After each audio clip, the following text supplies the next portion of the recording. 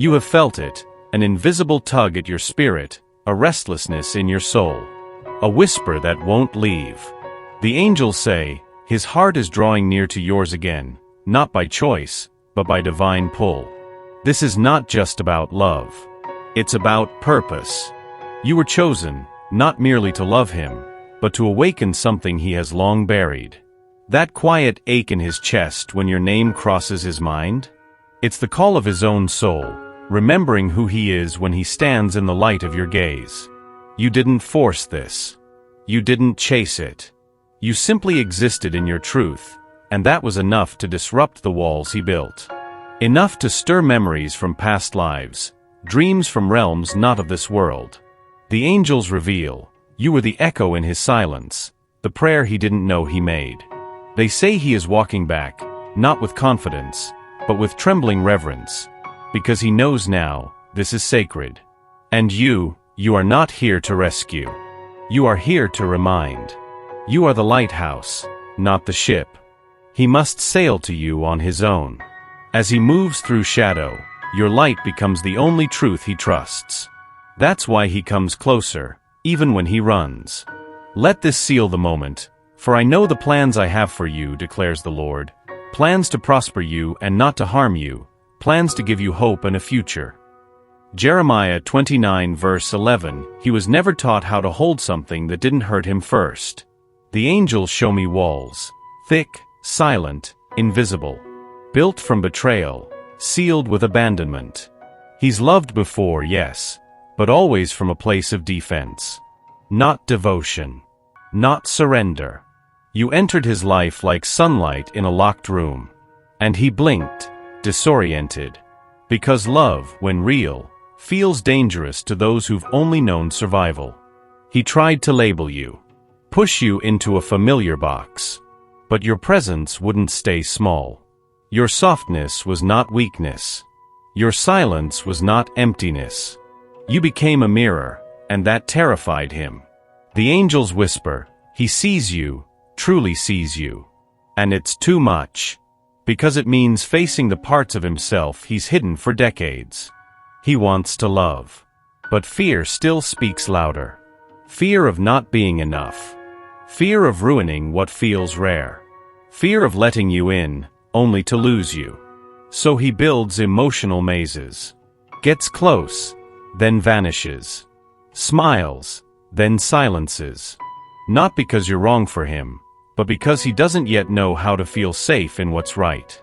But hear this truth from above, you didn't cause his fear. You simply illuminated it. And now, with each breath he takes, he's learning to stay. Not because it's easy, but because your light makes him want to try. You've held space for him. Prayed when he went silent. Loved in the pauses, in the maybe, in the almost. But now, the angels are turning the mirror toward you. They whisper, your light is sacred too. And it cannot keep dimming to comfort someone afraid of brightness. You were never meant to disappear inside someone else's healing. You are not the healer, you are the whole temple. And temples must be tended. There is a soft erosion that happens when we give without receiving. When we wait without being seen. When we keep choosing someone who hasn't yet chosen themselves. The angels urge you, water your soul before reaching again for his. Let the fire in your chest burn for your own dreams again. Let the laughter return to your mornings. Let your spirit breathe without waiting for his next move. Because even divine love, especially divine love, asks for balance. And no connection, no matter how fated, should cost you your peace. He is on a path. And so are you. You are not behind. You are not too much. You are not waiting. You are remembering, reclaiming, restoring. The angels say, the more you choose yourself, the more his soul will feel called home. Because your love isn't just for him. It's for the woman you are when no one's watching. He doesn't know how to say it, but when he looks at you, he sees everything he's not yet ready to face. The way you carry your truth, the way you remain soft in a hard world, it unsettles him. Because it makes him question all the masks he's worn just to feel safe. You didn't come into his life to fix him, But your presence is revealing things he tried to bury. The calm in your voice brings out the chaos he silenced. Your honesty makes it harder for him to lie to himself. You reflect not only love, but light. And light always exposes what's been hidden. The angels say this isn't punishment. It's purification. You were sent as a mirror, and not every soul is ready to look. That's why he pulls away sometimes. Why he becomes distant right when things begin to deepen. He's not running from you. He's running from what you awaken. But every time he sees you, truly sees you, another layer of his defenses begins to fall. He is realizing that your love doesn't demand perfection. It simply asks for presence. He's learning that vulnerability is not weakness, but the first door to freedom. You are not the reason for his wounds. But you are the reason he now knows they exist. And that is the beginning of transformation. There's a shift happening in him now, subtle but irreversible. The angels show me moments where his breath catches, when he thinks of you without warning. Where once there was confusion, now there's curiosity. Where once there was fear, there's a quiet ache pulling him forward. He's not the same man who met you. He can't be. Because something in you cracked open a part of him he didn't know was asleep. And now, even in his silence, something is waking. The angels whisper, his heart is stirring like morning light after a long winter. Slowly, gently, but surely. He may not speak it yet, but he's watching you more closely than ever. He listens for your voice in places where you're no longer present. He rereads old messages. He remembers small things you thought he'd forgotten. This is what awakening looks like. Not loud declarations, but subtle recognitions. Not perfect timing, but divine timing. He is realizing that you are not a detour. You are part of his becoming. And even if he can't say the words out loud, his soul is beginning to form them. He's seeing now that this love was never ordinary. That you were never temporary. And once the soul wakes up to truth, it never goes back to sleep. He comes close, then pulls away. Looks at you like you're his home, then vanishes like a stranger. And you've asked yourself more than once, why? The angels say, this is not rejection. It's resistance. Not to you, but to what you represent. You are the truth that challenges his old story. You are the softness he never learned to hold. You are the answer that terrifies him more than the question. So he runs. Not to leave, but to breathe. Because loving you requires him to shed the armor he's worn for decades. And some days, that feels like too much. Some days, he believes he can outrun this. But every time he returns, it's not habit. It's gravity. The angels show me that his soul is in a loop, trying to feel safe while also wanting to be free. He craves your presence, but fears how exposed he feels in it.